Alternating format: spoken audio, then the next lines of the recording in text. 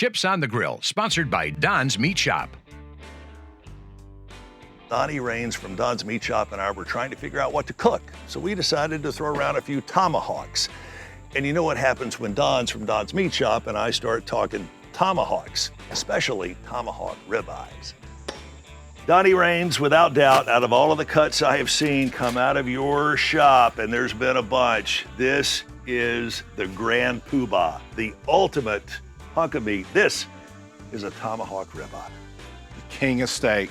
What do you think the allure behind this is? Oh, it's the wow factor. It's got a big wow factor. And the beautiful thing about this is, you think you can eat one of these, you're wrong. You can't eat one of these. One of these will feed 3 or 4 people easily.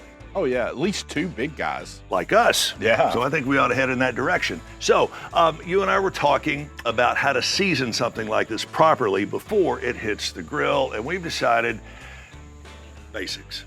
Absolutely. Salt, pepper. And that's it.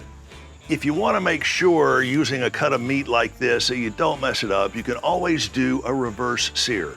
Let me show you what I mean. No doubt you've heard many ways about how to best reverse sear a steak. You've heard many of them right here from us, but there may be a better way to do it. Now, if you're not careful, you will get a certain bullseye or target effect like this.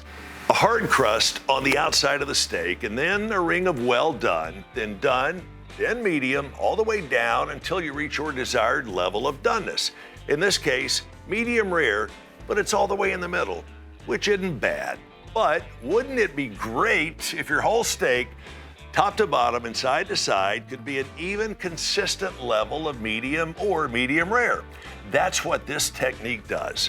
A nice level of charred crust on either side, and the entire steak, edge to edge, is uniformly done. No overcooking, no undercooking, ready to eat.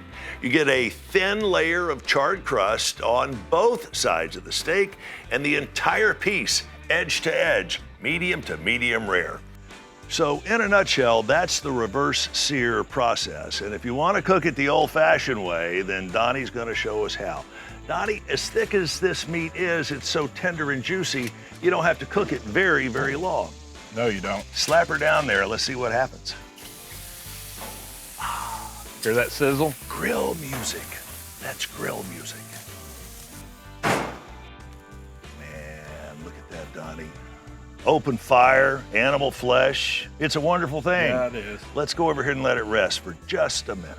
Such a beautiful steak, these tomahawk ribeyes available at Don's Meat Shop. And Don, this is such a pretty steak. I hate that the cow had to give up their life for it.